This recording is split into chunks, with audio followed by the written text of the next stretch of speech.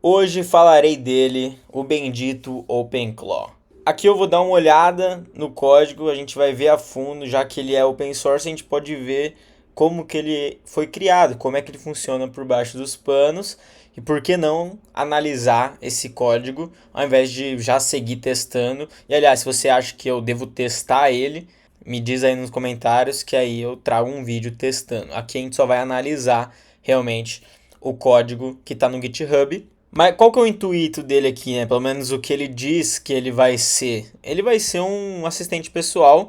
Bom, se for pensar, várias outras iniciativas privadas também já estavam sendo feitas. Por exemplo, né, o Computer Use ali da Anthropic e também a própria da OpenAI tem o Computer Use, não lembro o nome exatamente. Mas enfim, essas iniciativas de utilizar, né, o ambiente ali de trabalho do próprio computador ou via terminal e tudo mais já estava sendo utilizada, né? E a gente sabe que não é bom de primeira, né? E aí, meio que o OpenClaw, acho que ele conseguiu uh, fazer essa parte por não ter tantas travas de segurança inicialmente, né? E até por isso talvez isso seja um problema. E como que isso aqui funciona, né, por baixo dos panos e o que que ele tem de tão diferente, né? Eu vi diversos relatos que é difícil de instalar isso aqui, mas ele me parece ser bem tranquilo.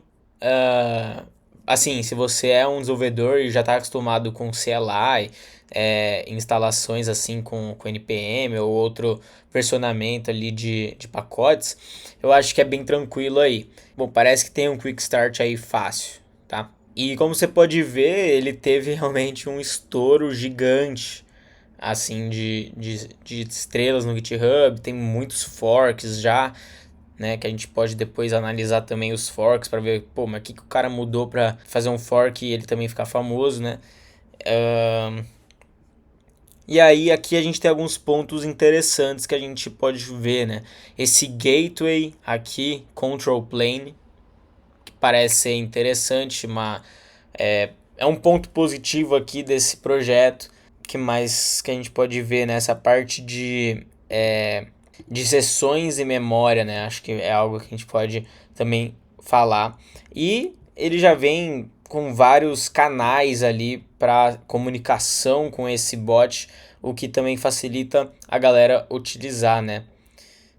Pessoas que não são da área também acabam utilizando ali, entusiastas acabam indo atrás, né? Mas legal, tem bastante coisa aqui. A documentação tá grande aqui, talvez foi o próprio OpenClaw que criou essa documentação aqui, eu não duvido nada. Ele iniciou sendo um projeto chamado CloudBot, a Anthropic ficou, né, pistola e falou, troca esse nome aí, os caras trocaram para Multibot e não sei qual a razão, trocaram para OpenClaw. E nesse meio tempo aqui, criaram o Multibook, né?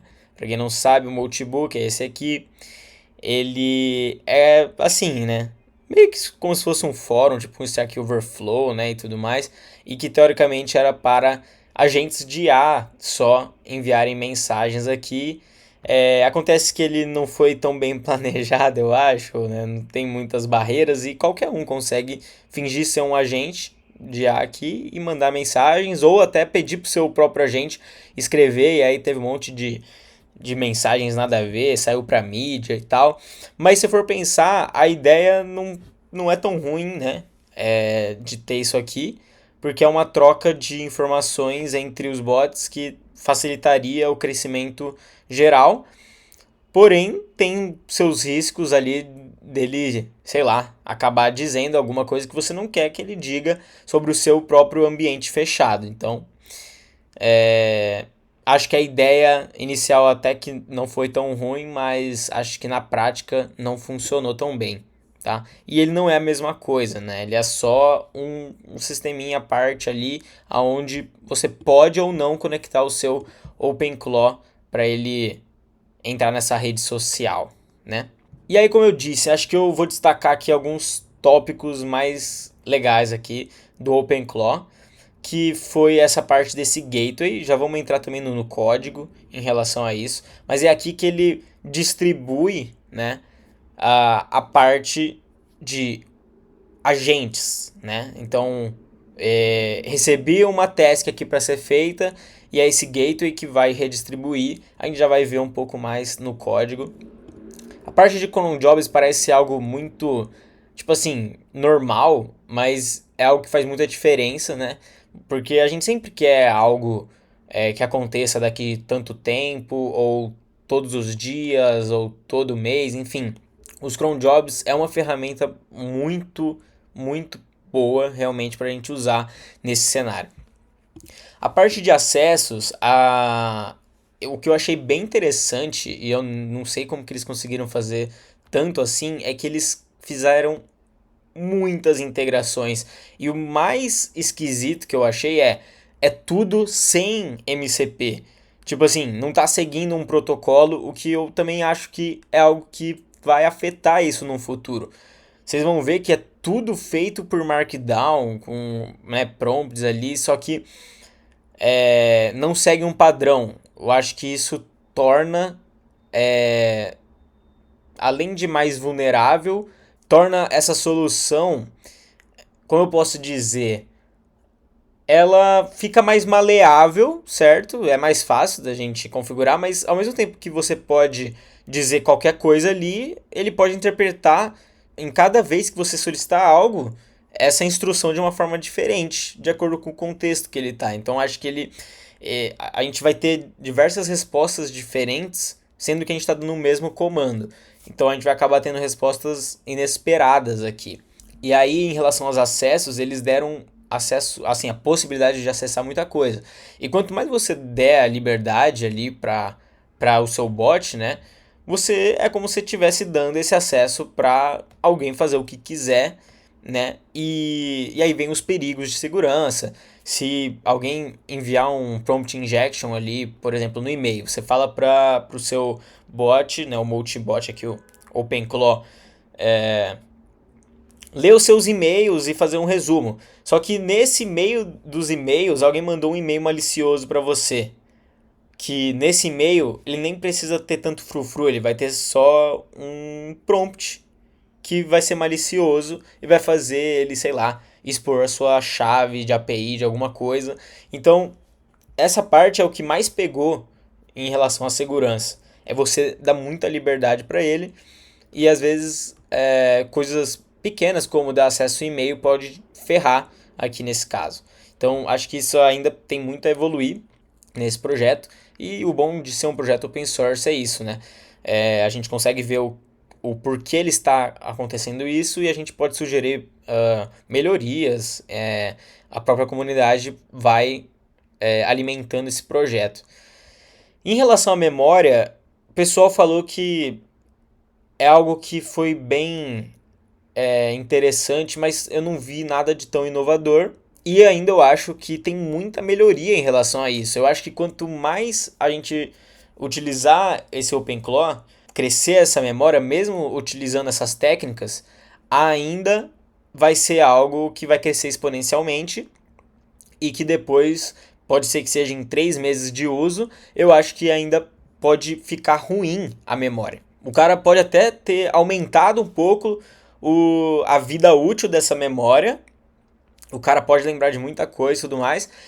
Porém, eu ainda acho que não é a melhor solução. Acho que ainda dá para melhorar essa parte aqui de memória, né? Dando uma olhada no código e tudo mais, como que foi feito. E essa parte de código como centro, eu digo que é bem interessante que ele tenta criar scripts, né, para realizar as operações. E isso torna um pouco mais assertivo, né? E se repetir esse mesmo script, vai ter uma mesma resposta. Então a gente vai ter uma certa idempotência em relação à resposta aqui, não sempre, porque ele pode criar um novo script diferente e executar, mas tendo como base a escrita de código para executar as tarefas que são repetitivas e que atuam com arquivos e tudo mais, eu acho que faz muito sentido essa parte aqui. E aí eu queria aqui, então agora estamos no dentro do código do OpenClaw, tá? Você consegue acessar esse código porque ele é open source, tá no GitHub. Eu abri aqui no VS Code do próprio navegador aqui e estou analisando o código, beleza? E você vai ver que tem muitas coisas MD e, cara, várias instruções estão em Markdown. E aí volta aquele ponto que eu disse, onde bate de frente até com o que a gente estava fazendo no projeto do MCP. Facilita a parte aqui de criação, porém a gente perde um pouco a parte sistêmica de permissões e tudo mais. A gente, acho que não sei como a gente conseguiria fazer isso aqui a longo prazo, ou se tivesse muitas mais instruções, ele não alucinar, sabe? Eu acho que ainda tem muita maturidade aqui que deve ser melhorada. Uma coisa que é bem legal é você não é um chatbot, né? Acho que o interessante é que ele tá trazendo essa parte de que ele é um assistente, tipo assim, multiuso e tal, não é só perguntas e respostas e tal, ele tá ali para agir, né? Então, achei interessante e tem vários pontos aqui do prompt que são legais, certo? E algumas coisas que ele tenta quebrar a barreira dos modelos. E uma coisa aqui ele não é uma IA, né? Ele é só um software que está acima da camada do modelo para tentar direcionar ele para algum lugar. Nesse caso aqui, por exemplo, tem um comando onde você está falando, você tem opiniões, né? E que você está permitido a não concordar com o que eu estou falando.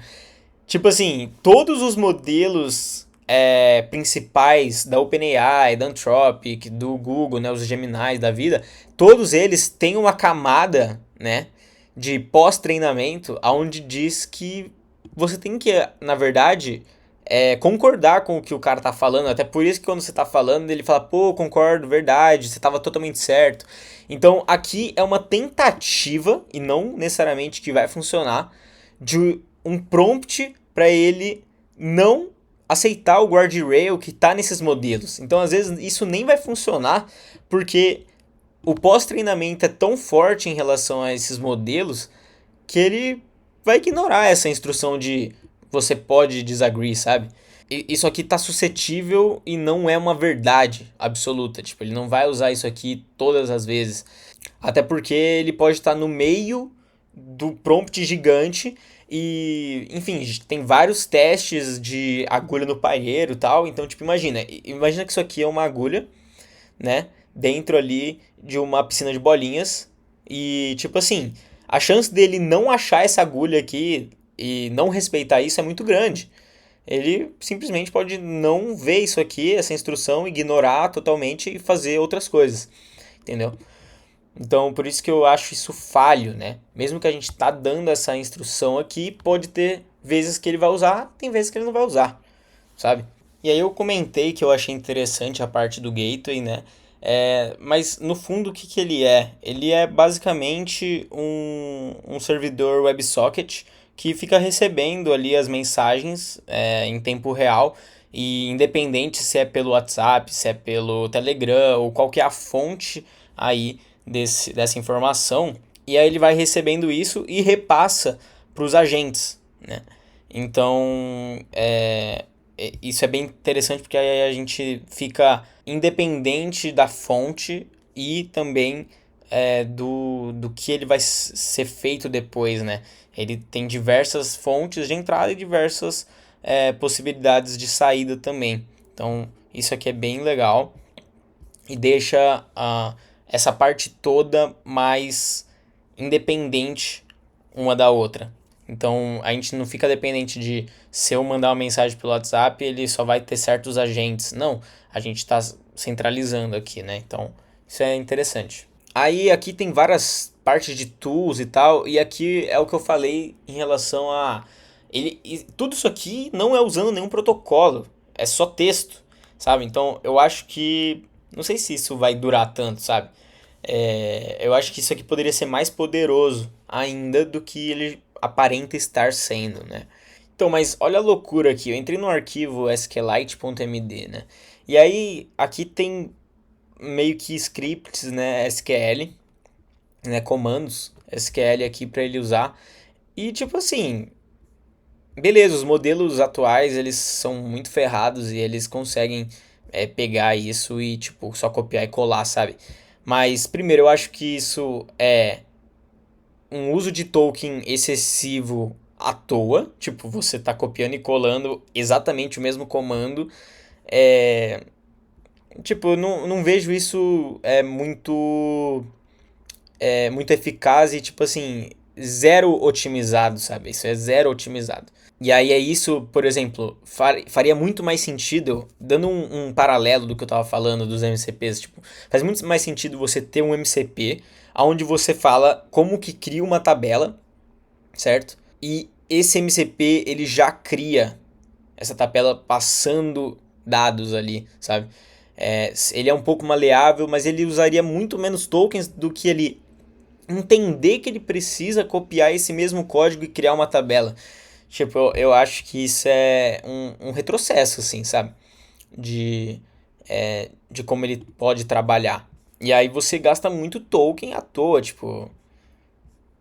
Eu acho que tem muito espaço para melhorias aqui. A ideia principal é muito da hora. Ele ter colocado isso no ar e as pessoas estarem utilizando é muito mais da hora ainda. E esse aqui é meu pitaco em relação ao que está acontecendo aqui. Eu sou um mero mortal aqui falando sobre o projeto, dando pitaco aqui do que eu acho que faria sentido melhorar, né? E a galera falou muito desse SQL VEC aqui, que, cara, ele nada mais é do que um banco de dados vetorial, né? Local. Então ele é meio que pequenininho e tal, mas daria para usar outros, tipo ChromeDB também tem, ele é open source, tem o do Faz, que é o do Facebook e tal, que também daria para usar ele aqui como um banco vetorial e usar como a memória de longo prazo, sabe? Acho que isso também é outro ponto que daria para ser implementado aqui, é utilizar diversos outros bancos vetoriais e combinar essa resposta, talvez. Tem diversas técnicas de chunking e, né, de embeddings diferentes. E isso vai mudar totalmente a performance aqui do bot, sabe? Se o negócio foi feito com um modelo de embedding X, se ele é small, se ele é medium, se ele é high. Então, assim, tudo isso vai mudar o resultado final aqui, sabe? Mas eu achei a ideia também muito boa. Eu tô com vontade de testar. Se você acha que eu devo gravar eu testando o OpenClaw aqui no canal, diga pra mim nos comentários. E é isso, galera. Dei uma passada rápido no código, dei os meus pitacos em relação ao projeto. Tamo junto, galera. Se inscreva no canal, dá o curtir aí e me diga nos comentários se quer que eu teste ou não o OpenClaw. Valeu!